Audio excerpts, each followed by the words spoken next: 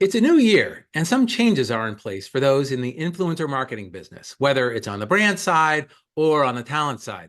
We'll be covering recent changes to the FTC's guide concerning the use of endorsements and testimonials in advertising on this installment of The Briefing by Weintraub Tobin.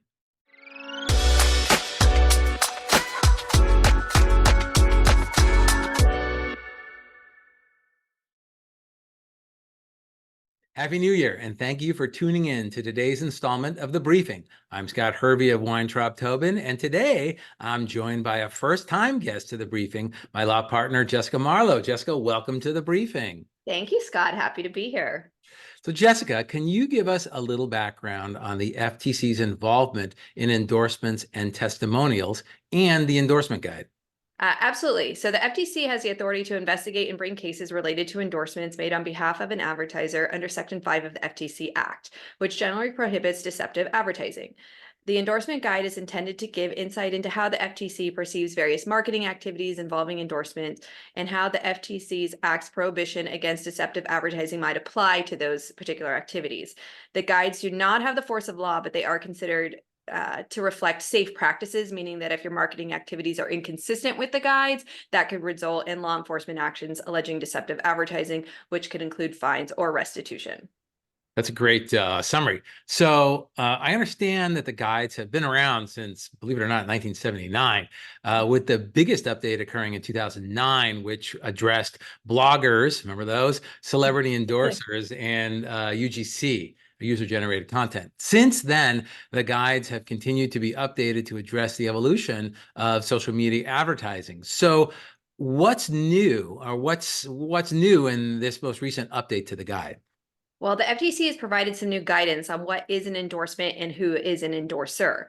The historical definition of endorsement is any advertising, marketing, or promotional message for a product that consumers are likely to believe reflects the opinions, beliefs, findings, experiences of a party other than the sponsoring advertiser. So the FTC has now included tags and social media posts in the list of things that can be considered an endorsement. And the FTC's position on who is an endorser, now that change is a reflection of the proliferation of AI influencers. The FTC now defines an endorser as that which, quote, appears to be an individual, group, or institution. The FTC did make it clear that this language does not just apply to virtual or fabricated influencers. It also applies to writers of fake reviews and non-existent entities that purport to give endorsements. So let's talk about something that I'm sure everybody loves talking about. That's liability.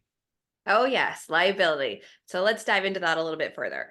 Everyone likes talking about how they can be sued. So the previous language about advertiser liability said that advertisers are subject to liability for misleading or unsubstantiated statements made through endorsements when there is a connection between the advertiser and the endorser. The FTC has deleted the wording when there is a connection between the advertiser and the endorser. Generally, there's a connection between the advertiser and the endorser because it is, after all, a marketing or promotional message. However, the FTC has pointed out that a connection is not always needed for an advertiser to be liable for an endorsement. If, for example, an advertiser retweets a positive statement by an unrelated third party, or let's say republishes in an advertisement a positive review by an unrelated third party, then that statement or review becomes an endorsement for which the advertiser may be liable despite the lack of any such connection. That's an interesting potential trap for liability because, and I know lots of brands that do that, and they have no insight into whether or not the original poster or tweeter is being truthful in what they're saying. Right. Yeah, like, oh, this is my favorite thing. I use it all the time, and they repost it. Like, that could not be true. Right. Right.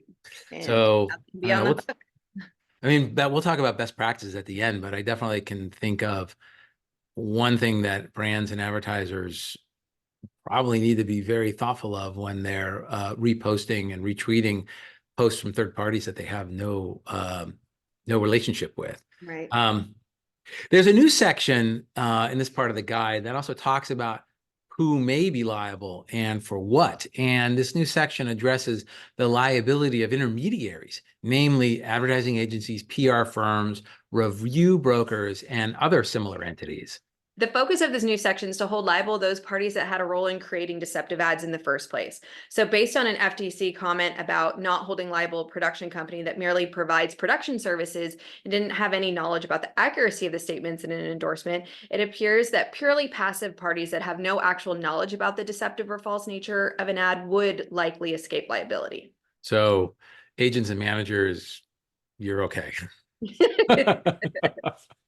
There's a new requirement about performance claims. It seems that the standard, your results may be different, might not be enough. If the claim performance is not the typical result, the advertiser must clearly and conspicuously disclose the generally expected performance in the depicted circumstances. And to be effective, this disclosure must alter the net impression of the advertisement so that it's not misleading. Wow, lots of changes coming our way. The FTC has also made some changes to the section of the guides addressing the disclosure of material connections between the endorser and the seller of the promoted product.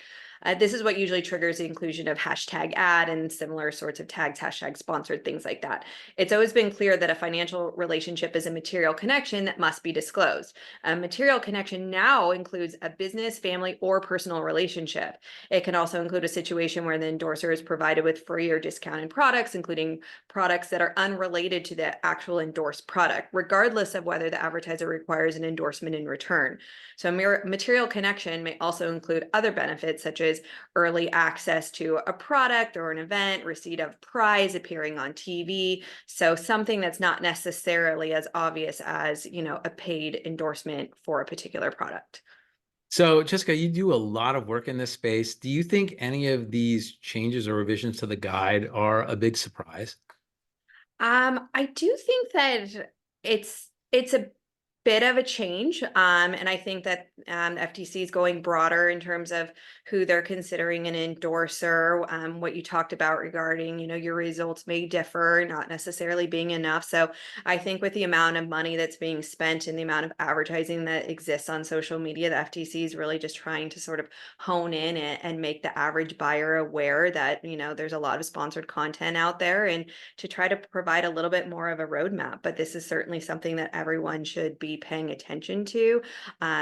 Content creators, agents, managers, lawyers, everyone that's sort of on the team should be aware of, these new guides that are in place, and should be abiding by these accordingly to avoid getting into trouble.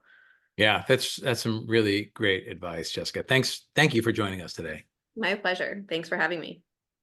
Thank you for listening to this episode of The Briefing. We hope you enjoyed this episode. If you did, please remember to subscribe, leave us a review, and share this episode with your friends and colleagues. And if you have any questions about the topics we covered today, please leave us a comment.